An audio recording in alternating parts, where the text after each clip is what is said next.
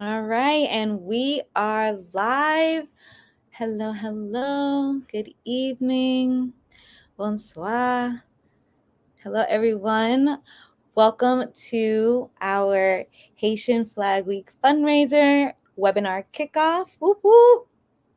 My name is Tiffany Roldan-Howell. I am the Vice President here at AHDH of the board, and I have a very special guest that I will be interviewing tonight, and I'm excited to have everybody join us. Please let us know in the chat. Let us know where you are joining us from and your name, because this is a dialogue, a conversation.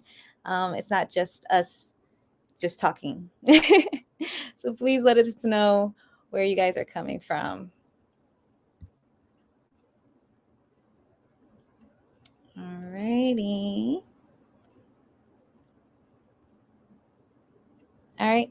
So again, my name is Tiffany Roldan-Howell. I have been lucky enough to be volunteering with the organization since 2021, and seeing the way that we've been able to show up to our communities, not only as a volunteer, but now as a board member, has just kept me very, very honored to be in this space and to be able to contribute any way that I can to this work.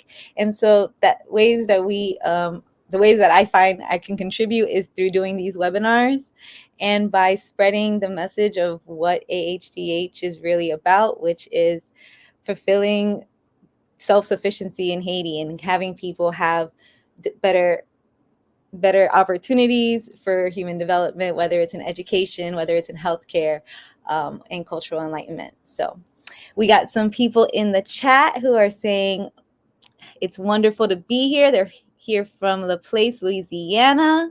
Hey, Rhonda. We also got Patricia. We got Pat from New Orleans. We have Michael from Baton Rouge. We just got all of Louisiana just coming in here. Great place to be. All right, bonsoir from New Orleans. Happy to be on the webinar for Mr. Henry Jermaine McCarthy. Thank you all for being a part of this. I'm really, really excited. So if this is your first time with us, just know that webinars are something that we are still new to doing. So every single one is just very it's like we're finally doing it. So we're really, really appreciative of everyone who's able to join us through these webinars. We have Shata from New York. We have Orson and Sophie from Cincinnati. Ricky from Baton Rouge and La Place. Yes. Thank you all. Georgine from Florida. That's my mom. Hi, Mom. And just goes to show you that we really have expanded, and what started from just a hometown of New Orleans has now grown to a completely U.S., like a whole states. Doesn't matter where you are in the States, doesn't matter even internationally. We have supporters all over. So that's really exciting. All right, so let's get started. Why we are all here tonight. Right? Welcome. So this is a fundraiser. This is one of the starts of our fundraiser, because we are doing so many different things within the Haitian community, whether it is doing a telemedicine program in La Vallée de Jacmel, whether it is completing education programs within Rivière Froide that we'll be able to talk about at the end. And also we have students in Grand Boulage, in Jacmel. So there's just a lot of things that we have been very honored to be a part of. And there's also so many more proposals that are coming our way, and the opportunities that people need, we are able to finally fill those. So with your support, that's why we're here, to really let everyone know that this is a organization that is very dedicated to the betterment of the Haitian people, and all of the funds that are donated go directly to people in Haiti. I'm a complete volunteer. The board is completely volunteer. No one gets paid a salary. And this is all just what we're doing from the bottom of our hearts to make sure that people get what they deserve and get the opportunities that they need. Okay, so I am going to introduce you to AHDH, and we're going to have our little celebration for Haitian Flag Week. I'll introduce you to our AHDH co-founder, Dr. Charles René. And then also, like I said, this is a dialogue. So any questions that you have, please, please, please, please put them in the chat. Let us know, because we want to be open and as transparent as possible. And that's why we wanted to have these webinars and these live streams. So whoop, whoop. Let's continue.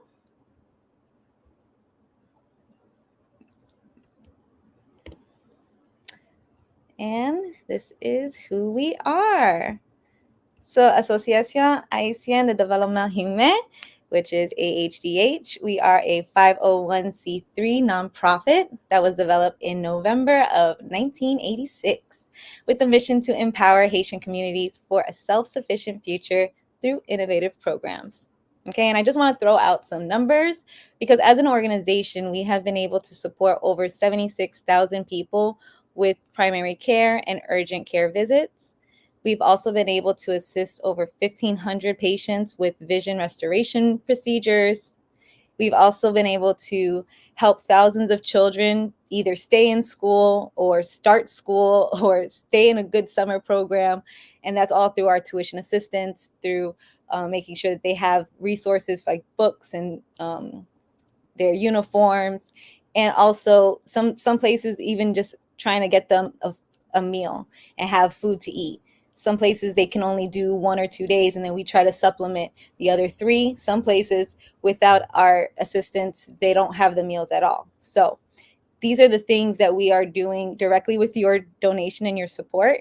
And I think it's important for us to not only talk about it from a fun aspect, but also from a like numbers standpoint. Okay. So yeah, what another great thing about what we're doing, we're actually getting, after being around for so many decades, we are actually in this beautiful space where our students are now becoming our tutors and community leaders, and we want to be able to promote more of that. We don't want it to just be able to stop at primary education. We want to be able to continue supporting students, whether it's through high school, through college, and even helping them get into, like, for example, we can have different people who are doing healthcare administration, then they can therefore work within our hospitals. So these are the things that we're actively doing, and we are very excited for you to be a part of it. All right. So in honor of some cultural enlightenment, because that's what it says, right? We expand the services in healthcare, education, and cultural enlightenment. There's actually a little pop quiz that I have decided to throw in here because it's Haitian Flag Week, right? Where's my flag? It's Haitian Flag Week. We got to celebrate. And I love, love, love pop quizzes because, listen, Haitian history is world history and people need to know more of it.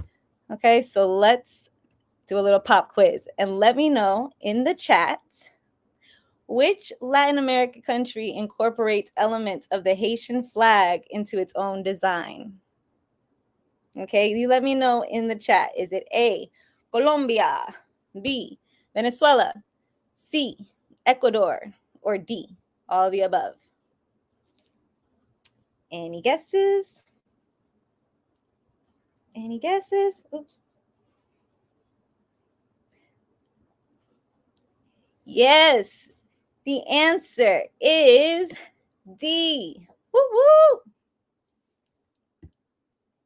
And this is because what people truly don't know is that the Haitian flag, when it was created, it was a emblem of freedom. Okay, for the people who were enslaved at that time, this flag represented the fact of independence and freedom, and that was something that was taken over to the Latin American countries, and you see it in their flags today.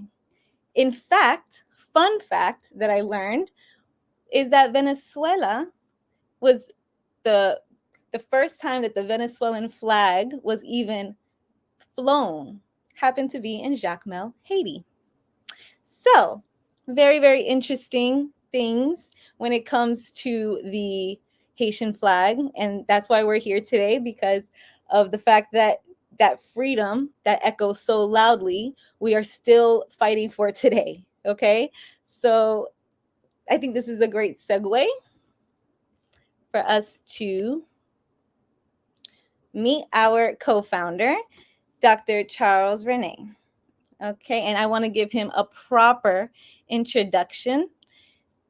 Dr. Charles René is a board certified obstetrician gynecologist, and as a youngster growing up in Port-au-Prince, Dr. René became keenly aware of the discrepancies in healthcare access between privileged upper class and the rest of the majority of the Haitian people.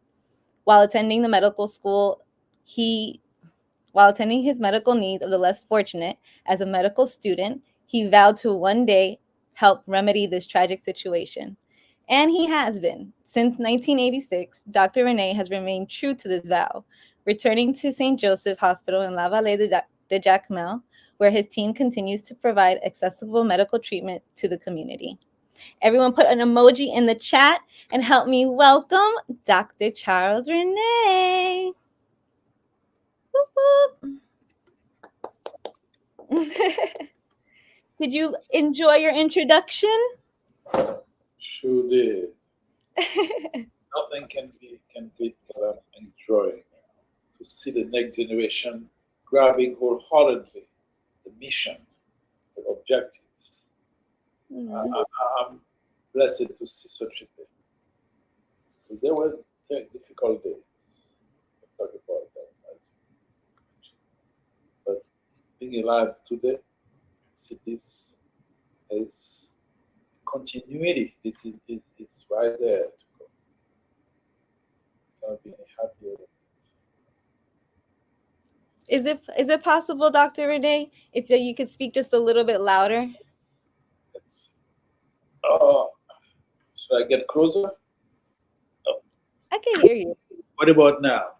That's better. Yeah, that's better. See, I think you were just a little too relaxed before. You were getting too into the moment. So really, that's not an ordinary day I'm going through today. That's a great, great day in my life. To see dreams not only coming true, but carried by the next, carried along the next generation. And again, I have had, actually, I really never had any doubt when I have met people like Dr. Confident, the first president, Evelyn McCarty, Jacqueline Seymour, Fayette. That's a family now. People I didn't know most of them before, really, until we embark on that mission together. And from the start, I know that this day should be anticipated, and I'm so glad that I have lived through it. Almost 40 years now. Mm-hmm. Almost 40 years. When you say when I was in med school, let's emphasize it was in Haiti. Yes. In Haiti, when I finished my education, even though I had to split it after these first 2 years. Dr. René, I apologize. Would you be able to come even closer? We have some people saying that they can't hear, and I want everyone to be able to hear your story. Okay, let's. What about now? Is it better? Is it better? I don't know if it's my last conversation, but I No. want to enjoy it. No. You are the future of this organization. I don't see your face. I know you there, but you are the future of this organization. I hope you hang there with the current executive committee to help them go further and further. Because there is a lot on the road for us. We'll go into some detail later on. So then, thank you so much. I am very humbled to be a part of that committee. Trust me. So tell me, let's just start with the actual interview now that people are able to hear you. You mentioned that when you were in medical school, that you were in medical school in Haiti, and that's important.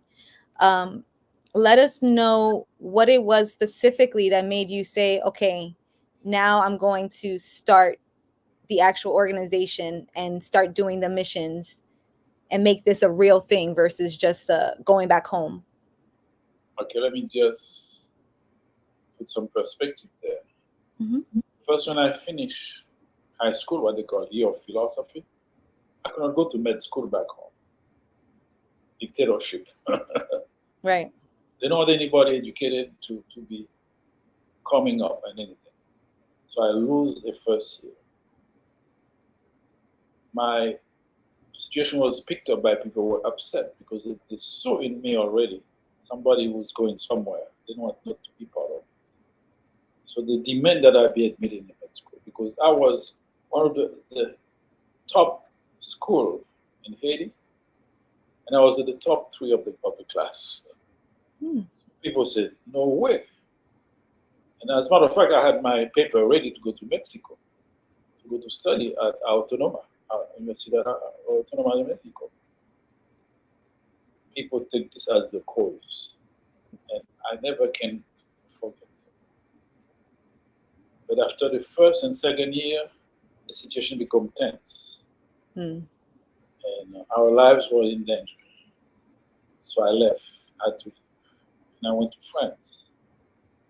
While I was in France, the so-called, I hate to say that, but that we have to tell the truth. The so-called Papa Doc died. As I had a sense of where the French education in France will take me, it will not be too different from going back home, finish that education. As there was a window of opportunity, because at 19-year-old, I knew very, very well because we were in the same school with I could not, I don't want to put an IQ number on him, but he was far from being the brightest in his class. He was 3 years behind me. So when he came to power in 1971, so then I said, let me go back home because the father now is dead. Maybe there's an opportunity there. Went back and continued, but it wasn't any better. Mm. Once I get my diploma, I said we have to leave. So it took me to leave again to complete my education. Now I have an MD degree, and so I had to come and see what the world around here in America is offering beyond what I have acquired.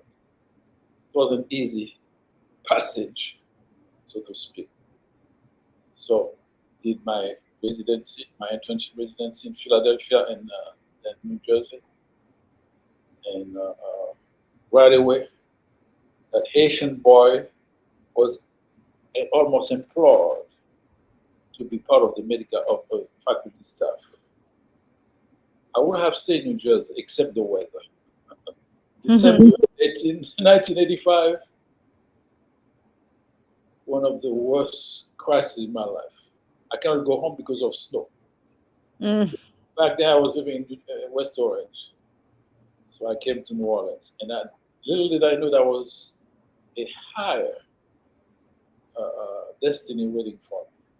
That's when I came in '86 to New Orleans. And I met some people I didn't know were here. And the future president, well, I would be the vice president. We put all this together. And so by November, I came here in April. As a matter of fact, April 1st. It wasn't a April Fool, believe me. So when I started practicing New Orleans, it was April 1st. Then we started talking, getting together. Mhm. I said assembling, discussing, and everything that it takes by November. But then by June, July, 87, 86, now the country is getting free. The little 19-year-old semi, I don't know, IQ, I don't know his IQ was because never could pass without being pushed artificially if you see what I'm saying. Then in June 86, I said, guys, okay, we have been talking for 4 months. Now let's go and see what's happening there. So I went as a scout of the Mhm. and came back with some encouraging news. but I was still worrying about Port-au-Prince. That Port-au-Prince today, you hear 90% of the city is occupied by gangs. I look and went and did a little something to help. November, AHDH was founded. So I went in June and reported to the group, and we said we're going to go for it. So we founded AHDH. In meantime, next summer, we went back. By that time, something started pausing. The city I left in 71 Mm-hmm. was a city of about 300,000 people. When I came back in 86, I don't even recognize my house. They have turned that town, that city, such a shanty town. When we start thinking hard, I said, job this destroy city, one whole follow. Then I went to the countryside, the mountain. When I found out that, by the way, which is the place of birth of my mother, in the mountain of Jacmel, a place called La Vallée de Jacmel. And I contacted some of those folks from that area who are in New York. I found that they are a dynamic people. They even had already built a dispensary. So in 87, I went there to see with my own eyes. At that point, I prayed internally, interiorly. I will put that. I'm still, as you can see, I haven't mastered yet that language. Creole and French. So when I went and met those 7 giants there, I heard so much about it. They have a dispensary, they have a high school underway. I said, that's the people we looking at. I came back, rushed to know, I said, guys, we have the place. From 87 to last July, because we're going to another crisis again. July is July. We have so close to those folks that people think we are the kids. Because the seven we call them 7 giants. We will see them kissing us goodbye one after the other. As a matter of fact, the last one who's alive, Mr. Leon Frank, was one of the last heroes. He just celebrated his 100th anniversary. Wow. All of them lived that long as we were there. So, 87 on, the group was in convents. Along my reports, that's the place, that's the way we're going to deal with it. And guess what happened in Port-au-Prince? I don't have to, we just have to open the TV every day to see. Because it was a mess made by people who have not thinking country. They're thinking about bucks, money, and this is what we're seeing here. The outcome of this is what I witnessed with all my skepticism in 87. The city is destroyed with those so-called manufacturers or sweatshop Mm-hmm. to enslave our people, to deprive them of any opportunity to earn a decent living and have health access to healthcare and education, and just enforce tools. What we're seeing here today is the culmination of all we have been seeing. Unfortunately, we had to be inspired by power that above us to make that choice to support the points we saw. To this is what we see. So we there and we change the whole landscape in La Vallée du Jacques. You literally have, in the past 4 decades almost now, um, you have allowed the organization, for those who don't know, you've helped Codeva, which is a sister NGO, um, that is in Haiti. We help them have St. Joseph Hospital, right? And then as well as a clinic, an outpatient clinic that we are currently, the first floor is completed and it's in use. It's just, there's still so much more that we can do. So that is still a project that's ongoing. What else have you guys been able to do? Oh, and then we also had the eye clinic, the eye vision restoration that we've been able to incorporate now. So these are all things that you've been a part of. Tell me, as far as, there's so much more. That's the crazy thing, guys. There's literally so much more. Those are just things off the top of my head. So Dr. René, why don't you share with us like what it has been like one of your greatest like the greatest joys that you've been able to experience thanks to this organization? Besides today, Besides today. I cannot tell you how grateful, how humble I am to know that the good Lord, whatever name everybody, mostly those who are trying to use that spirituality that is there for everybody to achieve their own agenda. As you know, religion is a big issue. There is no way to hide it anymore. And so I don't know. It's a lot of little thing apparently. Can you imagine, for instance, when I went to La Valley, when we start now getting things going, Mm-hmm. that committee never had a single pap test done. It never had a single what? Pap test for cancer of the mouth of the womb. Oh. We initiated that program, and now there's nobody with cancer anymore because we grabbed them at the inception. And that's one thing that killed us. For the last couple of years, we had to discontinue all this. And when we went there, initially we have a large database, thousands and thousands of women who benefit from the PAP screen or PAP test. Mm-hmm. So those little things, apparently it affects one person, but in the large scale, it's profound. It's because our plan was to even open a lab there because, and again, the other thing is that so many people will never be able to name them that join that effort, be it as a member of AHDH or be it like there's a pathologist in Port-au-Prince who's a kid of the village. Pathologists are the people who do the pap tests and all the biopsies. Everybody offer themselves so willingly, so spontaneously to be part of that. We'll never be able to. At one point, I just was almost summoned to take a land to build my own retirement place. So that's one of the most beautiful corner in Haiti, at that place. And it's not accident. I always tell people it's not accident that the first cardinal from this area of the world was that young kid who grew up younger than my mother in that village where they were both born. So, in La Vallée?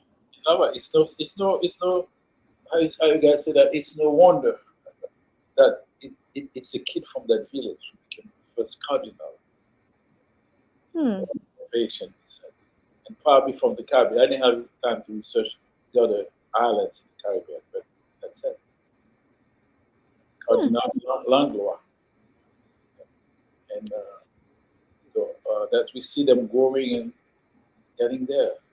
It's an unusual place, trust me. we still assembling the information, encouraging them to see what all that means actually. Maybe I will know one day when I kiss you guys. But good luck for good. But I know I'm in good hands. That mission is in good hands. With all of you. Yes, Dr. René. Everything's in good hands and we're still here. Okay. So, and just so for everyone who doesn't know, I think another thing that we have to be very mindful of is the fact that the things that you see in the media, yes, it is happening, but that's not all of Haiti. There's still other spaces in Haiti that need assistance and are not completely overtaken by gangs the way that it's portrayed. I'm not saying that situation isn't dire because it is. I'm just saying that there are other areas. Haiti is a big nation. That's what I'm gonna say. The capital. We anticipate in '87. We made the decision. Sorry, city, big city. capital of Haiti, we have to turn our back. And we want to be cut to the mountain of La Vallée de Jacmel. There in peace, in harmony with the community, we're able to do so much. But for so we could do more. Again, I left Haiti last time in July. We are supposed to go in November, March. We have to skip. That's the second time we are so strongly or hardly hurt with our schedule. The first time was in '91 when, after a democratic election, put a former priest in power. 7 months later, the people who don't want any change in that country did the coup. For 3 years, the army was killing people front and left. So we could not go. And this time again, there's maybe another time or two we had to skip one because it was kind of getting to some peak of insecurity. But this time, there's the second time in our history that we have to stay away for so long. Yeah, and I want to be very clear because you said something that I don't think that you meant to say as far as turning our backs. We don't turn our backs on anything. But when it comes to the area that we had access to, right? Oh, it's there. Say that. I think that's better stated. Again, it's made up. When people are toiling all day for 50 cents in a sweatshop, what the person can do with that? And the people misinformed, or probably the propaganda went to the countryside, and people are pouring to Port-au-Prince. It was a disaster, obviously, in the making. By now, we have been wiped out if we didn't make that wise decision, inspired decision to be out of Port-au-Prince, the capital where I was born. Mm-hmm. It's such a place we love, which is marked with us, that every year I have to go to New York to do what? To meet the people we used to live together in Port-au-Prince, in my neighborhood. And as a matter of fact, there's a very, Haiti and Haitian, we can take a Haitian out of Haiti, you cannot take Haiti out of Haitian. Like the problem. Every year in New York, there's a park. You have all the streets named we left in Haiti when we meet. So we can continue our culture, our love for Haiti. Absolutely. And that brings us, I guess, to another question, right? Because when we talk about the love for Haiti, what does that look like for you now, as far as like what is it that you intend on seeing for Haiti's future, as far as that goes, if you were to trying to be optimistic as possible? Oh, I don't know. I gave up. All I know is, as far as in our humble little corner is concerned, there's some place we like to go back quick because people are suffering. Sooner or later, it's repercutating to the countryside. It's not as blatant as immediately criminal thing that's happening, but they are deprived. We have those kids we saw to the university in Jacmel. We have our fifth one.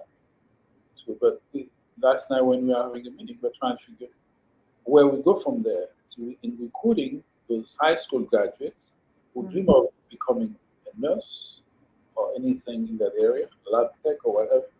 We're fortunate to support, encourage a university that was started in 1996 when the priests were in exile in the New York area mostly. I said Spiritan, the Spiritan fathers. So when they went to Haiti, we were in touch with them, and they decided in '90 to open a university named after Notre Dame of the north of the U.S. University of Notre Dame. There was some collaboration there with University of Notre Dame, and they opened that university for the French area. And encourage, they open a campus in Jacmel. When it opened in Jacmel, they say, yes, AHDH is ready. Those kids don't have to go all the way to Port-au-Prince, so we have a university right there in the campus, 13 miles from La Vallée. So that was one thing that we came in. We have 15 graduates, nurses, graduates. Some of them, we lost only a couple of them, but most of them are still attached to that corner and practicing. So anytime we say we're coming, they all come and remain part of it to pay back what the free tuition AGH offered. And yeah, we're seeing that more and more, whether it's on our students or with our nursing students, or whether it's our education students, right? I do see that we have a question.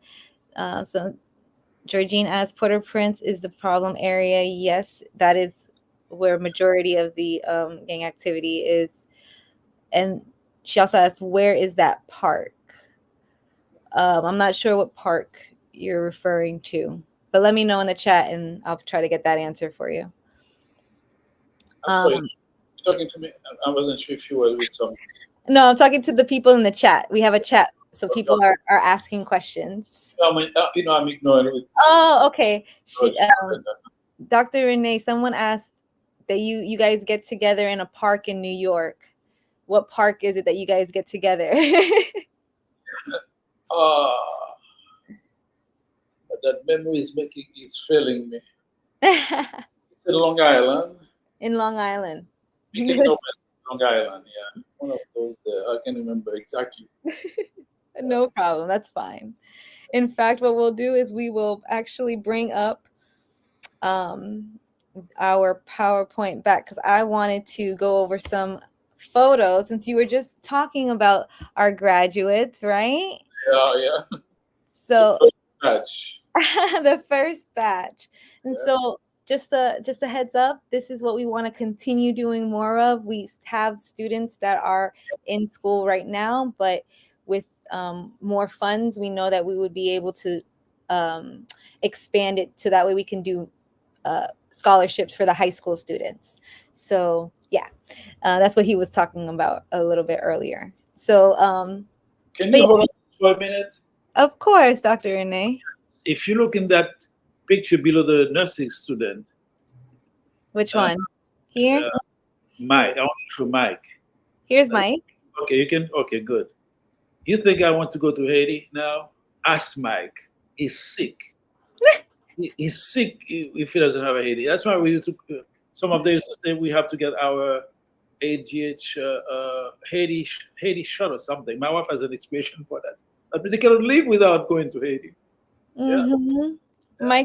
Mike is one of our. For me, when? Because he's retiring now and he wants to live in La Valley. Mm-hmm. He wants there to do a better job, more of it. Yeah. So actually, let's talk more about that. So we have this photo from the beginning, right? Oh, yeah. That twin. Yeah. With the twins. Tell me more about this photo right here. Oh, please don't do that to me. Okay. We didn't. If you ask me about all those kids we deliver there, there's only one which will retain my attention that I will remember copiously. It was during the earthquake in January 2010. Mm-hmm. We left here and we were able to fly all the way to Santo Domingo because some power that blocked all the access to Port-au-Prince. Mm-hmm. But the gentleman who offered us his jet, his plane, 10-seater, when we got there, there is a baby who was suffering in the womb. And our place was damaged a little bit. So we had to take that mother to beyond Jacmel to go and do a C-section on her. Get the baby out. It's not those two twins. It's not those twins. Like I say, those twins it's one of those many. Yeah. So there's one in 2010. And what I asked the parents to do is to name that kid. He was a boy after the person who made his plane available to us to fly to Jacmel. First to the Dominican Republic and then to Jacmel.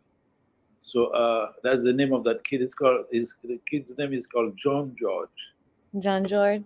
John George is a philanthropist in New Orleans area who has graciously put his plane at our disposal to go there.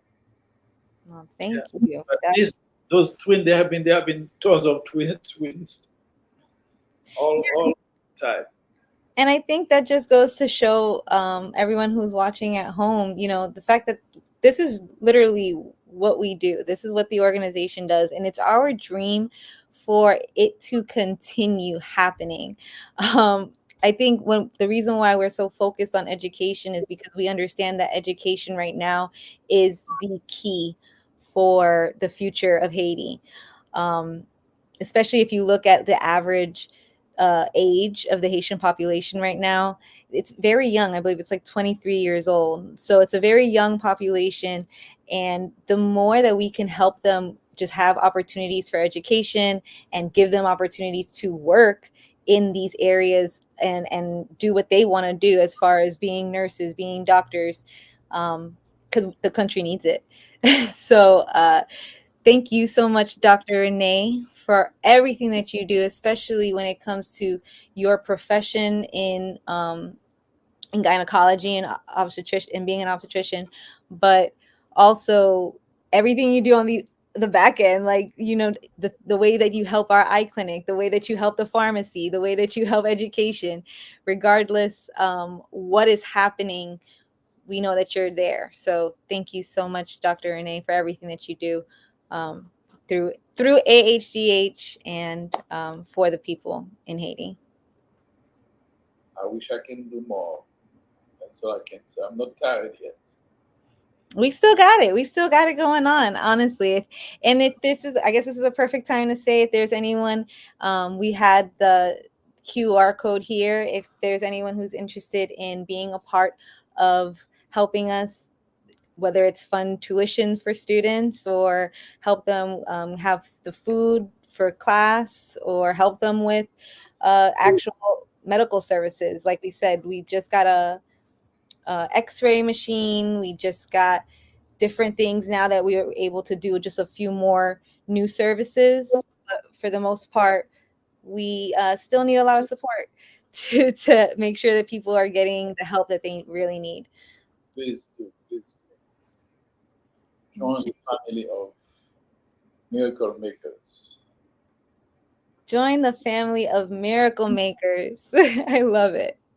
Let's see. I think we actually have one video that I wanted to share before we go.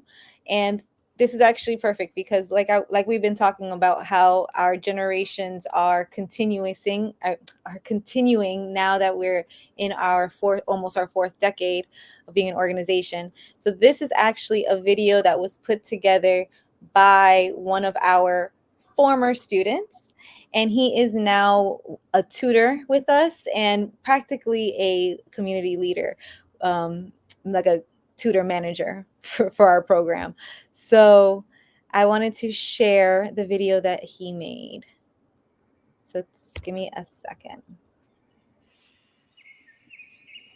Let me know if you can hear it. In the remote areas of Rivière-Froide in Port-au-Prince, Haiti, finding the means to enroll and graduate from school are especially challenging for parents and students.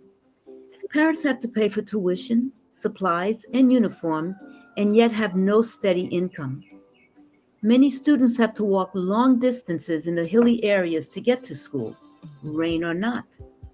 Thus, they wake up before 5 a.m., and they often head for school without eating breakfast or even bringing any lunch. But with your help, AHDH can build a school that will be accessible to many of these children.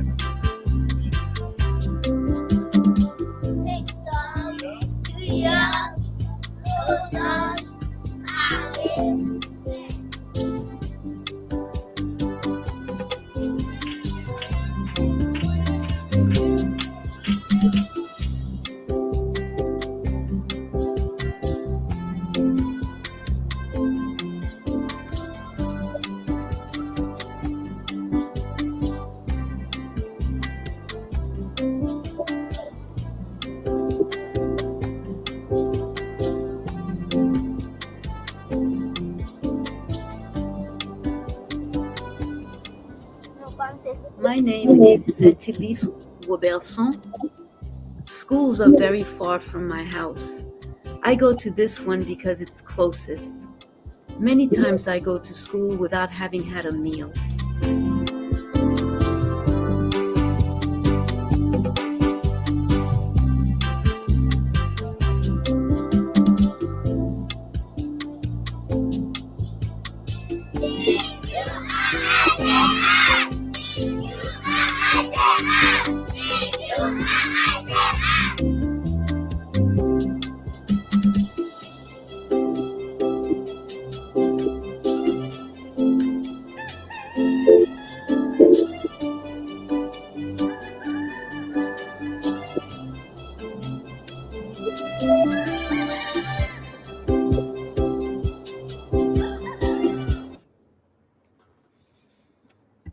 Alrighty, so again, that was a video that was actually created from one of our former students.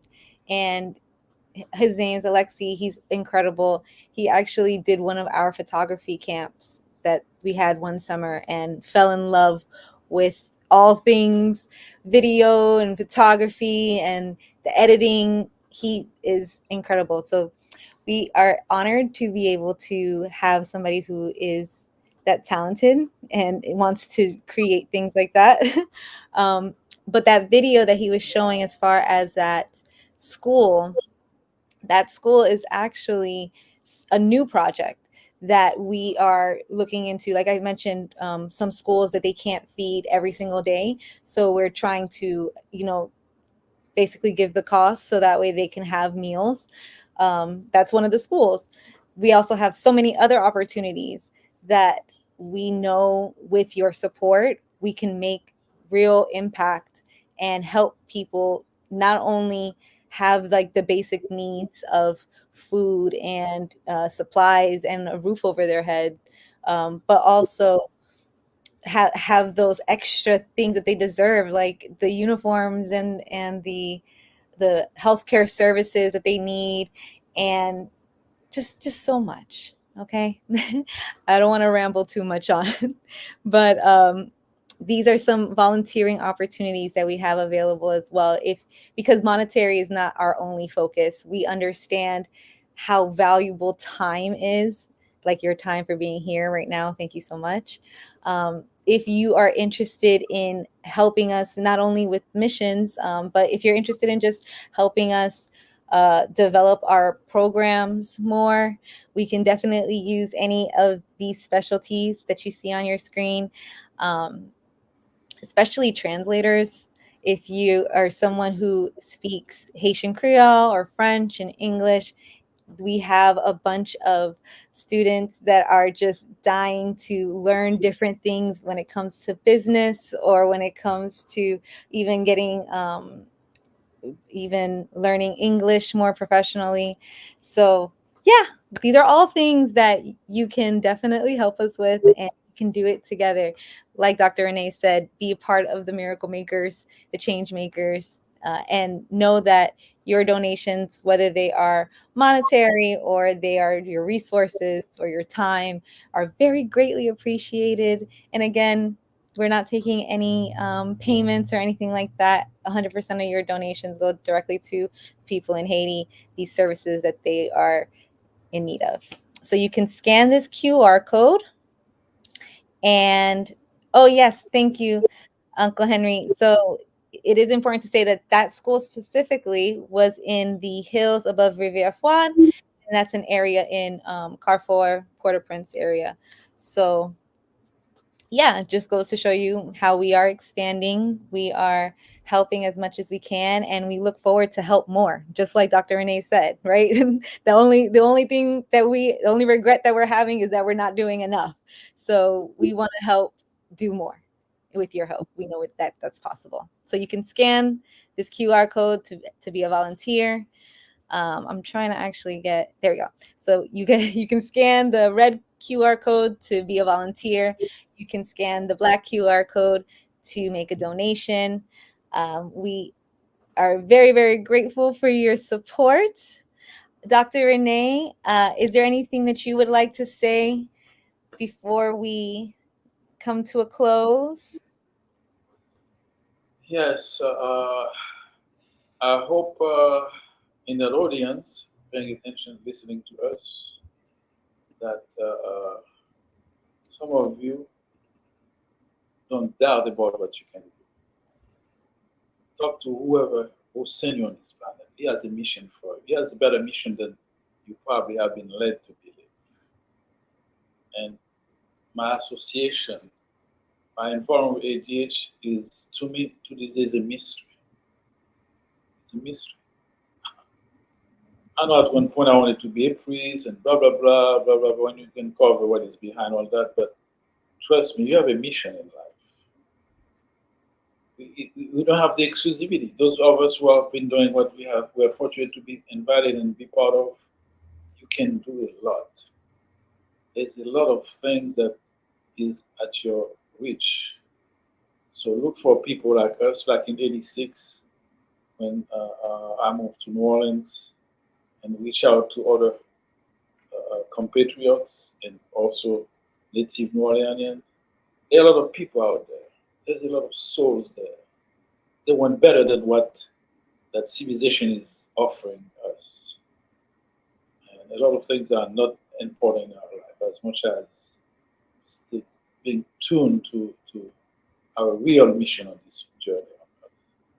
Now, I'm not finished being amazed how every time I look at Evelyn, how close you can feel her soul to those kids. Also, Fennell, who was in the picture also earlier, an extraordinary people.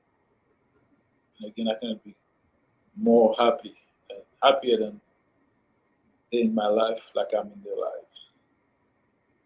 Again, be more elated to see a young VP we have now, and another.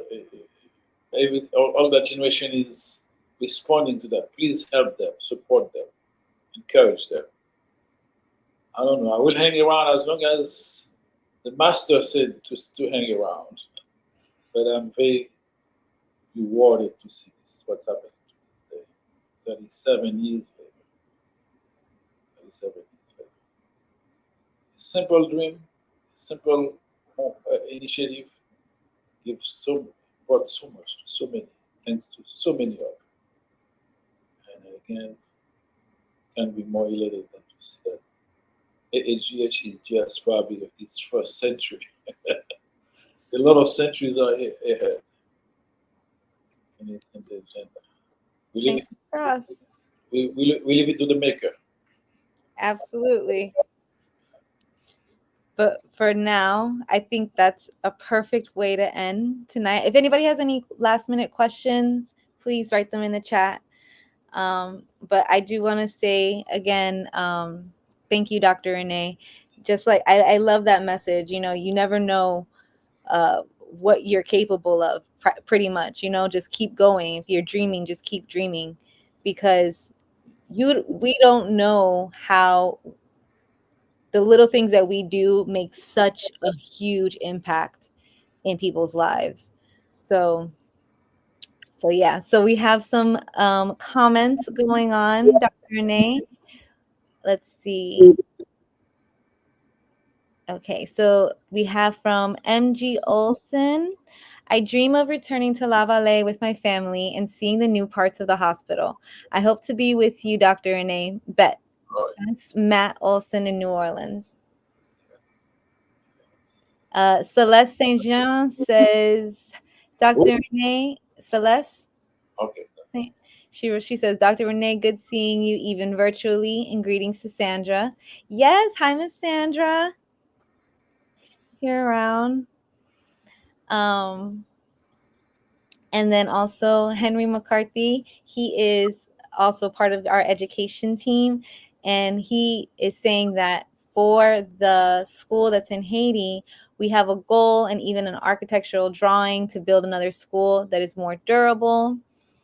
And you can see how excited the kids are to be together learning in school, despite walking long distances or crowded conditions. They're open open to the rain and the high heat in the small classrooms, but they're still excited that they're able to learn. That's what he's saying. So yeah, once again, there's so many things that we are in the midst of doing, and we can use all the support that we can get.